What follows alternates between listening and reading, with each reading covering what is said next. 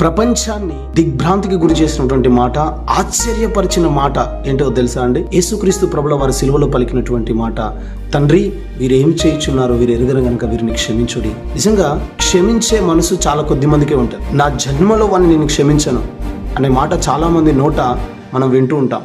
అలా లోపట కోపము, ద్వేషము, కుళ్ళు, కుతంత్రం, కుట్ర పెట్టుకొని ఒకరినొకరు చంపుకుంటూ వెళ్తే ఈ ప్రపంచంలో ఏ ఒక్కరు మిగిలరు. చార్లీ క్రిక్ యొక్క సతీమణి యేసయ్యను వెంబడిస్తున్నటువంటి వ్యక్తిగా, యేసయ్యను అనుసరిస్తున్నటువంటి వ్యక్తిగా, నా భర్తను చంపినటువంటి వ్యక్తిని మనసారా క్షమిస్తున్నానని ప్రకటించి ప్రపంచాన్ని ఆశ్చర్యపరిచింది. గ్రహం స్టీన్ యొక్క సతీమణి గారు కావచ్చు, జిమ్ ఎలియట్ యొక్క సతీమణి కావచ్చు, ప్రవీణ్ పగడాల గారి సతీమణి కావచ్చు, వీరందరూ శత్రును క్షమిస్తున్నాం, పగ తీర్చుకొనుట మా పని కాదు అని ప్రకటించి ప్రపంచాన్ని ఆశ్చర్యపరచడం జరిగింది. అయితే నెగటివ్ గా కమెంట్స్ చేసేవారు, మాట్లాడేవారు అడిగే ప్రశ్న, ఉగ్రవాదులను క్షమించాలా, దేశద్రోహులను క్షమించాలా అనే ప్రశ్న అడుగుతూ ఉంటారు.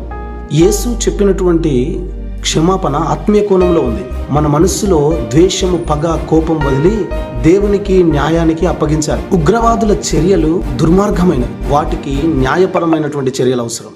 శిక్షించాలా లేదా కాపాడాలా అనేది దేవుడు, ప్రభుత్వం నిర్ణయించి. చార్లీ క్రిక్ యొక్క సతీమణి కూడా హృదయములో ఆ కోపము, ద్వేషము అంతా విడిచిపెట్టి దేవునికి, ప్రభుత్వానికి చంపిన వాన్ని అప్పగించింది.